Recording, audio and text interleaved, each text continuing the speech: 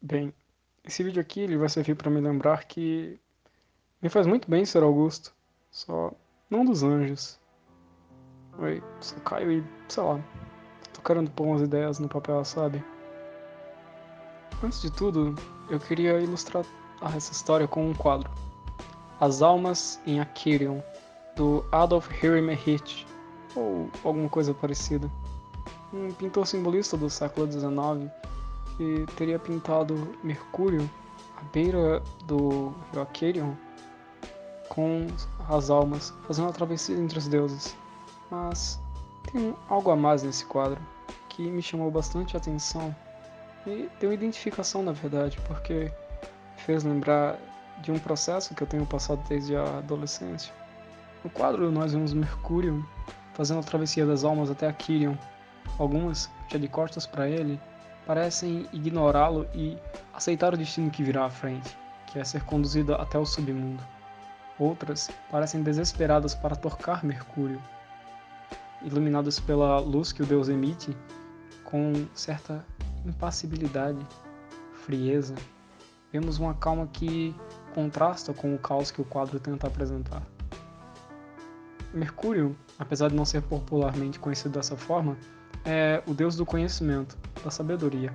É muitas vezes visto como o mensageiro dos deuses, ou aquele que é o mais rápido dentre os deuses, mas a verdade é que Mercúrio é uma forma que os gregos adaptaram o símbolo de Thoth, o deus da sabedoria egípcio. Como mostra Alan Moore em Prometeia, o deus Hermes, ou Mercúrio para os romanos, era o deus da sabedoria e do conhecimento. Bem, então a gente tem que algumas almas, viradas para Mercúrio, aceitam a ignorância. Outras tentam tocá-la desesperado, buscam voltar ao mundo iluminado pelo sol. Aqui nós poderíamos dizer que era somente uma vida com sentido, já que quando as coisas estão iluminadas, elas parecem mais claras para nós.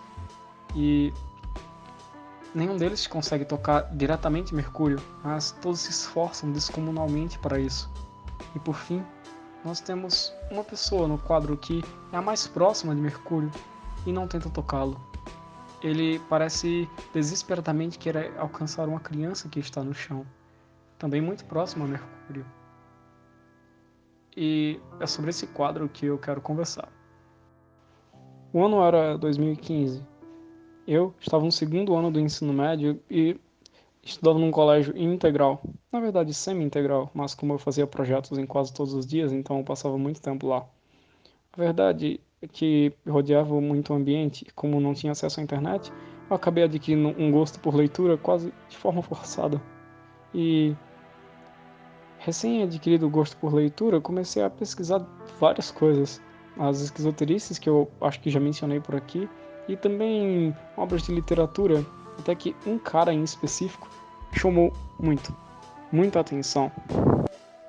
Eu achava a poesia interessante, sim, claro, mas nada tinha me tocado até então. Não achava a poesia uma coisa que fosse me cativar por completo, até passar a ler Augusto dos Anjos, porque logo que comecei a ler, senti uma identificação quase imediata. Para iludir a minha desgraça, estudo. Intimamente sei que eu não me iludo. Para onde vou, o mundo inteiro nota. E em meus olhares fúnebres carrego a indiferença estúpida de um cego e o ar indolente de um chinês idiota. O poema negro de Augusto dos Anjos parecia estranhamente familiar. Afinal, era o meu cotidiano.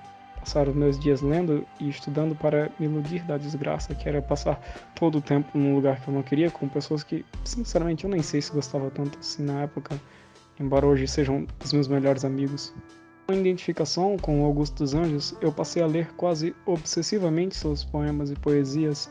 Cheguei a decorar vários e fazia aquilo uma visão filosófica, porque Augusto ele estava sempre citando algum filósofo, ciência, que era o auge na sua época, em 1907, quando o livro fora lançado, e trazia algo peculiar, único.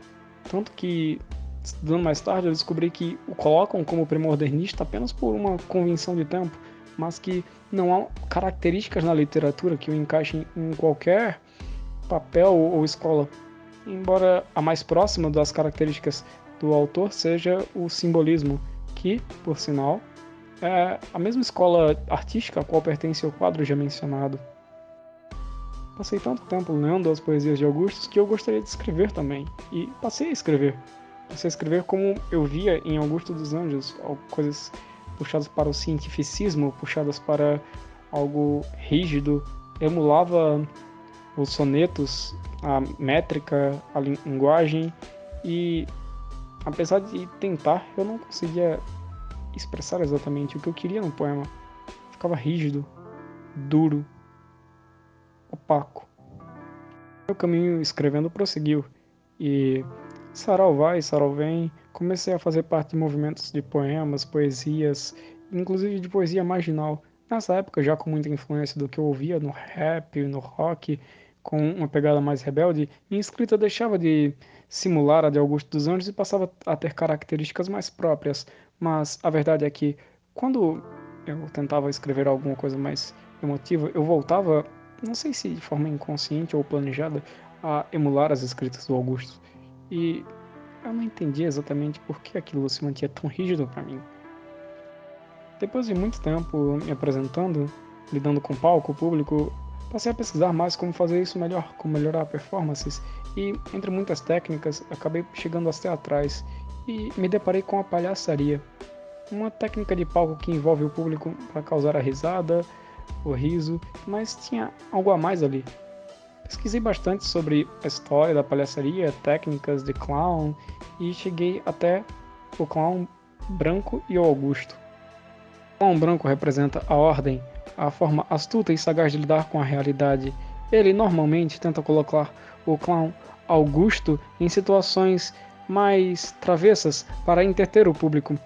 O Augusto, por sua vez, representa a inocência, o aspecto bobo, a simples pureza da criança. O primo mais novo e o mais velho, onde o primo mais velho, no caso o palhaço branco, tenta colocar as situações difíceis para o Augusto, que por sua vez normalmente se sai justamente se valendo da sua inocência e acaba assim revertendo a situação para o palhaço branco. Uma técnica de palhaçaria muito explorada até hoje em desenhos animados, filmes e por aí vai.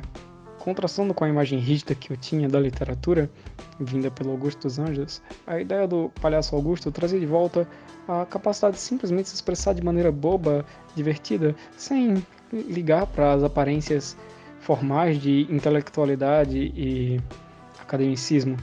E, assim como nas almas a borda de Aquarion, a pessoa mais próxima da inteligência está buscando uma criança, a inocência.